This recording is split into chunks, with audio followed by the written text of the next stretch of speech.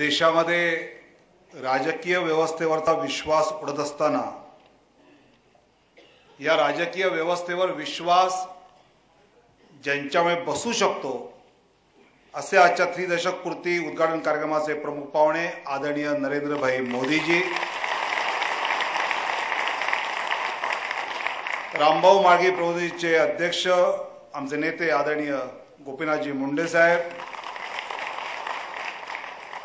मंचावर उपस्थित आदरणीय रेखावहिनी, विनयजी सहस्रबुद्धे, प्रतापभाई, अन्य सर्व मान्यवर आणि उपस्थित मित्रांनो, खरं म्हणजे आजच पावसाळी अधिवेशन मुंबईत सुरू झालं आणि विधान परिषदेमध्ये आमचे आत्ताचे सभासद शेवगावकरांच्या निधनामुळे सभागृह तहकूब होऊन आम्ही निघालो, पण विधानसभेमध्ये मंत्र्याला लागलेल्या आगीवर चर्चा विरोधकांनी मागितली आणि सरकार ती द्यायला तयार नाही, म्हणून आज सभागृह बंद पडला आणि मग गिरीश बापट वगैरे आम्ही इकडे दुपारी निघून पोहोचलो।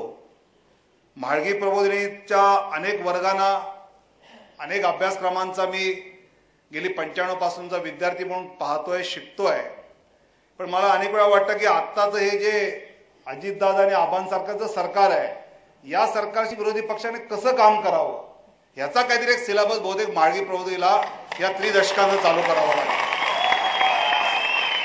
म्हणजे मंत्रालयाला आग लागली, मंत्रालयातून सगळे मंत्री उपमुख्यमंत्री पटापटा पळत होते। एक मोरे नावाचा चोपदार मुख्यमंत्र्यांच्या दालनाबाहेर असतो, त्याला जर मित्र सांगतो अरे चल आग लागली आहे, खाली गेलं पाहिजे, मोरे म्हणतो अरे आग विझेल, सीएम साहेब येतील, मला या चाव्याने दार उघडलं पाहिजे, तो तिथेच थांबतो, त्या आगीत तो जळून मृत्यू पावतो। मुख्यमंत्री 2 दिवसांनी त्याच्या पत्नीला भेटायला जातात, त्यावेळी त्याची पत्नी आगीत जळत असताना हातातल्या चाव्यांचा जुडगा त्या मोऱ्यांच्या हातात जो असतो तो पोस्टमॉर्टम मिळालेला सीएम साहेबांच्या हातात देतो आणि सीएम साहेब ही चर्चाच करायला मागत नाही।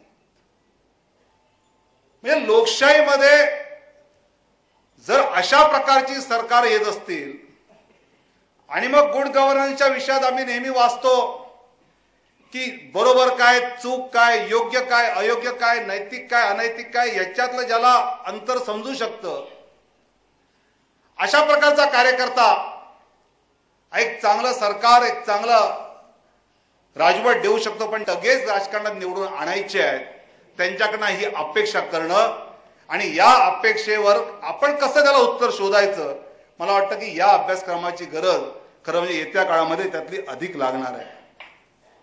पण ज्यावेळी गुजरात सारख्या सरकारचा कारभार पाहतो, एक नक्की आहे की गुजरातमध्ये होणाऱ्या गोष्टी पाहिल्यानंतर अभिमान वाटतो, आनंद होतो, पण दुसऱ्या वेळी महाराष्ट्रातल्या राजकीय व्यवस्थेतला आपण कार्यकर्ते असताना हे आपल्या राज्यात का होऊ शकत नाही याचं वाईटसं तितकंच वाटतं। गुजरातमध्ये आपले नरेंद्रभाई करतायत, आपल्या पक्षाचं सरकार आहे ते करतं, हे चांगलं आहे, याचं कौतुक आहे, याचा अभिमान आहे, पण ते जर करू शकतं तर आपल्याला बाजूला असणारा आपला महाराष्ट्र जो इतका अग्रेसर आहे तो का करू शकत नाही याचं वाईट वाटतं, याची खंत वाटते। केवळ विरोधक म्हणून नाही तर आपण त्या राजकीय व्यवस्थेचा भाग आहोत आणि असं असताना या राज्यात का होऊ शकत नाही।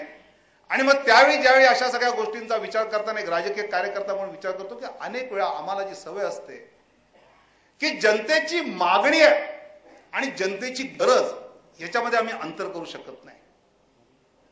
जनतेची मागणी असेल पाण्याची व्यवस्था, पण ती मागणी आहे का गरज आहे?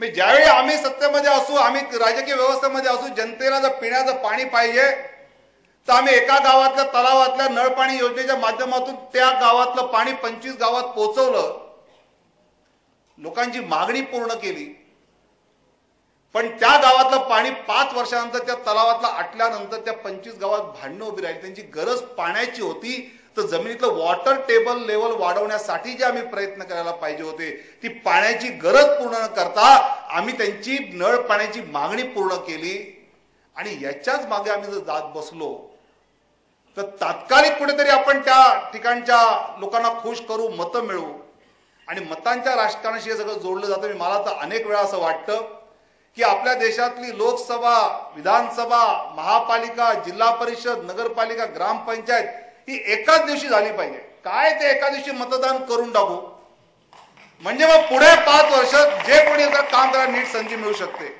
नाही तर आता आमची परवा आचारसंहिता पदवीधरची संपली तर आता आमची मीराबाईंदर महापालिकेची चालू झाली. मग उद्या पुन्हा 1.5 वर्षाने लोकसभेची चालू होणार, मग नंतर पुन्हा विधानसभेची, मग पुन्हा जिल्हा परिषद. दरवर्षी निवडणुका चालू आहे. निवडणुका आल्या की त्या ठिकाणची राजकारण सत्तेत असणाऱ्या लोकांना त्या निवडणुकीमध्ये मतं कशी मिळवायची याच्या भोवती मग ते राजकारण चालतं. अर्थात या सगळ्याला छेद देण्याचं काम नरेंद्रभाईंनी गुजरातमध्ये केलं आहे. कारण मला असं वाटतं की त्यांनी मतांपेक्षा लोकांची मनं जिंकण्यावर जो भर दिला त्यामुळे मला वाटतं हे शक्य झालं. आणि हे ज्यावेळी राज्यकर्ता करतो त्यावेळी त्याला ते सहजपणे जमत असतं. आणि त्यामुळे अनेक वेळा मला असं वाटतं की शॉर्टकटमध्ये राजकीय क्षेत्रातला कार्यकर्ता हा पॉलिटिक्स ऑफ डायरेक्ट बेनिफिटचा विचार करतो. मी माझ्या भागातला नगरसेवक असेल, मी माझ्या भागातला आमदार असेल तर माझ्या इथल्या लोकांना मी शिर्डी दर्शनात गाडीने घेऊन जाईन. मी माझ्या लोकांना कुठेतरी त्याची फी देईन. मी त्याला कुठेतरी इंदिरा आवासमधून घर देईन, त्याला संजय गांधी निराधारमधून 350 रुपये महिन्याला देईन. हे पॉलिटिक्स ऑफ डायरेक्ट बेनिफिट मधूनच मला मतं मिळतील. आणि मग मी त्या भागामध्ये रस्ता केला, कचरा पेटी केली, त्या भागामध्ये मी एखाद्या चांगली योजना राबवली तर मला मतं मिळतील का, तर मला शंका असते.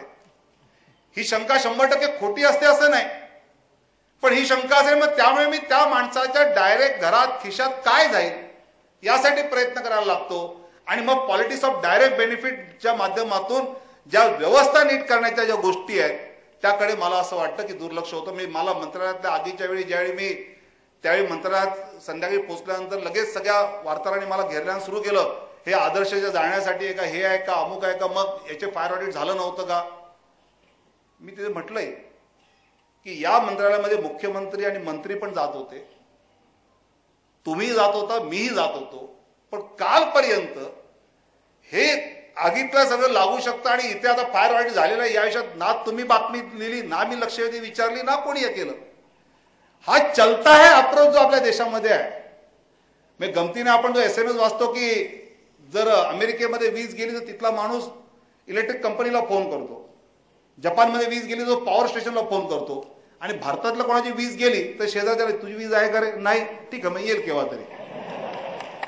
पण हे कुठेतरी ह्या सिस्टीम वर मी नीट केला पाहिजे, मी ते दुरुस्त केलं पाहिजे. ही मानसिकता नसणं एक समूह जीवन आहे, तो शेजारचा करेल, होईलच आपोआप. हा जो अप्रोच आहे मला वाटतं की हा चलता है अप्रोचमुळे मंत्रालयासारख्या घडणाऱ्या घटना घडतात. पण हा चलता है अप्रोच नियमानुसार जर आपण चालणार असू तर हा चलता है अप्रोच सामान्य माणसातला जाऊ शकतो. आणि हा चलता है अप्रोच जायचा असेल तर काटेकोर नियमाने चालण्याचं काम सर्वात प्रथम राजकीय व्यवस्थेने केलं पाहिजे, जे नरेंद्रभाईंनी गुजरातमध्ये केलंय. आणि त्यामुळे त्या ठिकाणी सिस्टीमवरचा विश्वास वाढलाय. म्हणजे ज्यावेळी अनेक वेळा आपण अमेरिका आणि बाकी पाश्चात्य देशांचं कौतुक करतो आणि अनेक वेळा गमतीने मी सांगतो सुद्धा, एक अमेरिकेत राहिलेली 20-22 वर्षाची तरुणी ज्यावेळी आपल्या मुंबईत येते आणि वडिलांबरोबर बाहेर पडल्यानंतर गाडीतनं जाताना एका चौकात अचानक रिक्षा येते, तिच्या वडील कर्कचून ब्रेक दाबतात, ती मुलगी म्हणते हॅ this can happen in India only. पुढे जरा गेल्यानंतर बांद्रा कुर्ला कॉम्प्लेक्स येते, भर रस्त्यात मध्ये गाई म्हशी बसलेल्या असतात, त्यामुळे थोडंसं गाडीत ट्रॅफिक जाम होऊन त्याला जावं लागतं. ती म्हणले this can happen in India only. आणि पुढे कुर्लाच्या साईडला गेल्यानंतर एक MTNने खड्डा खणला असतो, त्यात गाडीचं चाक अडकतं, पुन्हा म्हणते this can happen in India only. तिचे वडील खाली उतरतात, 4-5 जणांना बोलवतात, गाडी धक्का मारून बाहेर काढतात आणि गाडीत बसल्यावर म्हणतात this can also happen in India only. हे ऐकल्यावर बरं वाटतं कारण इथला माणूस एकमेकाला मदत करणारा आहे. पण हे ऐकलं दुसरी बाजू अशी आहे की त्या ठिकाणी MTNचा खड्डा उघडा टाकून गेलेला जो आहे, म्हणजे आज नगरमध्ये 4 वर्षाचा एक मुलगा त्या बोरमध्ये पडलाय, 12 फूट खाली गेलाय, 70 फूट ह्याच्यामध्ये, टीव्हीवर ते लाईव्ह चालू आहे. इतक्या हरियाणा घटना घडली, त्याच्या आधी घटना घडली. ह्या घटना घडल्यानंतर जिथे बोरिंग चालले त्या ठिकाणी त्या झाकल्या पाहिजे, हे जो नियम आहे हा नियम पाळण्याचं काम ना तो कंत्राटदार करत, ना तिथला शासकीय अधिकारी करत, ना ते बघणारा मी करतो. या अप्रोच विषयी सुद्धा केव्हा तरी चिंता करण्याची गरज आहे. आणि त्याला अर्थात उत्तर या राजकीय व्यवस्थेत नाही हे मी जाणतो, पण याची सुद्धा कुठेतरी त्यातलं नक्की आपल्याला विचार करावा लागेल. आग्रहाने एवढंच खरं म्हणजे नरेंद्रभाईंचं या विषयावरचं प्रत्यक्ष अनुभवातलं भाषण ऐकायला आपण सगळे उत्सुक आहोत. त्यामुळे ज्यावेळी या गुड गव्हर्नन्सच्या विषयी आग्रहाने वाटतं आणि जे पाहायला मिळतं त्यामध्ये की ऑस्बर्न गेबलरने रिइन्व्हेंटिंग गव्हर्नमेंट त्याच्या पुस्तकामध्ये ज्या गोष्टी लिहिल्या त्या पाहिल्यानंतर वाटतं की हे खरंच त्यांनी म्हटलं स्टिअरिंग केलं पाहिजे आपण रोविंग करण्यापेक्षा, किंवा त्यांचा आग्रह आहे की आपण लोकांची सेवा करण्यापेक्षा त्यांना Shaktimaan empower the people than serving them, अशा अनेक गोष्टी मिळाल्या. या सगळ्या गोष्टी खरंच प्रत्यक्षात येऊ शकतात का असा प्रश्न महाराष्ट्रात राहिल्यानंतर पडतो. पण याच प्रश्नाची उत्तरं शेजारी गुजरातमध्ये गेल्यानंतर पाहायला मिळतात. आणि त्या खरंच असं वाटतं की राजकीय व्यवस्थेवरचा एका बाजूला सगळ्या या घोटाळ्यामुळे विश्वास उडत असताना याच राजकीय व्यवस्थेतना आपण महाराष्ट्र यशवंतराव चव्हाणांची आज जन्मशताब्दी यावर्षी साजरी करतो आहोत की यशवंतराव चव्हाणांनी ठरवून सांस्कृतिक खातं निर्माण केलं, साहित्य संमेलन भरवायला सुरुवात केली आणि साहित्य नावाचं एक वेगळं दालन केलं. त्यांनी कुठे निळकंठराव खल्लाणींना उद्योगामध्ये आणलं आणि उद्योग क्षेत्रामध्ये त्यांनी राजकारण वेगवेगळी क्षेत्र निर्माण करू शकतात हे केव्हा तरी यशवंतराव चव्हाणांनी या महाराष्ट्रात दाखवलं होतं.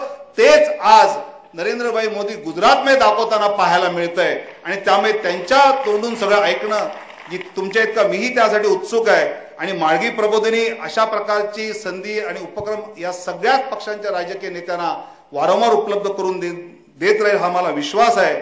आवर्जून एक गोष्टीचा उल्लेख करतो की माळगीच्या सुरुवातीच्या दिवसापासून पाहत आलो, मुंबईच्या भाजपच्या चंचलच्या एका निवासस्थानापासून सुरू झालेली माळगी प्रबोधिनी इतकं मोठ्या वास्तूत जी गेली त्यामध्ये माननीय प्रमोदजींचं स्वप्न आणि त्यांचे योजना तर आहेत, पण त्यांच्याबरोबर काम करणारे विनय सहस्रबुद्धे असतील, रवी साठे असतील, रेगे साहेब असतील, ही सर्व मंडळी मला असं वाटतं की त्या ठिकाणी प्रमोदजींचं असणारं स्वप्न, माळगींचं असणारी दिशादर्शन किंवा उत्तमरावांचं असणारं स्वप्न प्रत्यक्षात आणण्यासाठी दैनंदिन ज्यावेळी काहीच नव्हतं तिथपासून त्या ठिकाणी काम करतायत. त्यामुळे या सगळ्या सहकाऱ्यांचं मनापासून धन्यवाद करून मी माझ्या वाणीला विराम देतो.